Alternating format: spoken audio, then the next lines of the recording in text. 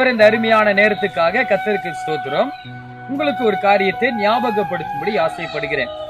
ஆதியாம் புஸ்தகம் 3வது அதிகாரத்துல ஆதாமை பார்த்து ஆண்டவர் கேட்கிறார், இவன் ஒரு தவறு செய்யப்படுகிற காரியமா இருக்கும் பொழுது ஓடி ஒளியப்படுகிற நிலைமை இருக்குது. அப்ப ஆதாமை பார்த்து சொல்லுகிறார், ஆதாமே ஆதாமே நீ எங்கே இருக்கிறாய்? இன்னைக்கு நம்மளை பார்த்து ஆண்டவர் கேட்கிறார், நீங்க எங்கே இருக்கிறீங்க? பண ஆசைக்குள்ள இடத்துல இருக்கிறீங்களா? இல்ல பதவிக்குரிய காரியத்தில் இருக்கிறீங்களா? இல்ல மண்ணாசை, உங்களுடைய ப்ராப்பர்ட்டிஸ், உங்களுடைய பொருளுக்காக ஆசைப்பட்டு ஒளிந்து இருக்கிறீங்களா?